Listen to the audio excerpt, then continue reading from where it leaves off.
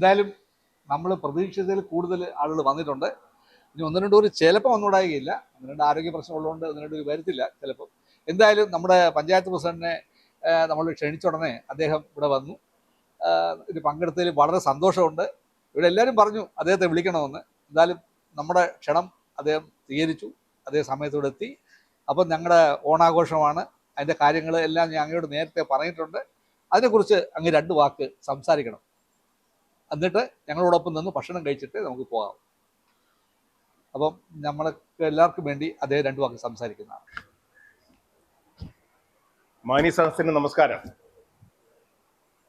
നമ്മുടെ പ്രിയപ്പെട്ട കേശവൻ നായർ എന്നെ ക്ഷണിക്കാൻ വന്നപ്പോഴത്തേക്ക്, ഓണാഘോഷമാണെന്ന് പറഞ്ഞ് ഞാൻ അദ്ദേഹത്തിന് ക്ഷണിക്കാം, അദ്ദേഹം വന്ന് എന്നെ ക്ഷണിക്കാൻ വന്നപ്പോഴത്തേക്ക് ഞാൻ അദ്ദേഹത്തിനോട് പറഞ്ഞത്, നീ എന്നെ പോലെയുള്ള ചെറിയ ആൾക്കാരെ അല്ല വിളിക്കേണ്ടത്, വല്ല MLA-യോ അല്ല മന്ത്രിയോ ഒക്കെയാണ് വിളിക്കേണ്ടതെന്ന് ഞാൻ അദ്ദേഹത്തിനോട് ആവശ്യപ്പെട്ടപ്പോൾ, നമ്മൾ ചെറിയൊരു കൂട്ടായ്മയാണ്, ഒരു പഞ്ചായത്ത് പ്രസിഡന്റ് മതി എന്നാണ് അദ്ദേഹം എന്നോട് സൂചിപ്പിച്ചത്.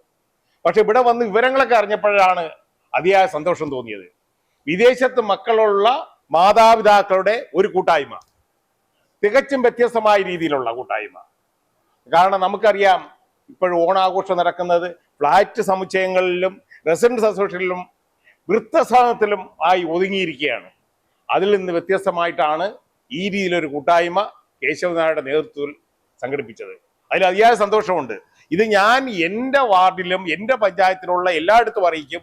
ഈ രീതിയിലുള്ള കൂട്ടായ്മ ഒറ്റപ്പെടലുകളിൽ നിന്ന് മാറി ഈ രീതിയിലുള്ള കൂട്ടായ്മകൾ ഉണ്ടാക്കാൻ നമുക്ക് ഇതിനു വേണ്ടിയുള്ളൊരു ശ്രമം നടത്തണമെന്ന് ഞാൻ എൻ്റെ വാർഡിലും അതുപോലെ തന്നെ ആ പഞ്ചായത്തിൽ ഉൾപ്പെടെ എല്ലായിടത്തും അറിയിക്കുന്നതാണ്. അപ്പൊ ഇതൊരു അതിയായ സന്തോഷമുള്ള കാര്യമാണ്. കാരണം എല്ലാവരുടെയും മക്കള്, ഇവിടെ കൂടിയിരിക്കുന്ന എല്ലാവരുടെയും മക്കള് വിദേശത്താണ്. അവരെല്ലാം കാരണം ആരും തന്നെ ഇല്ല.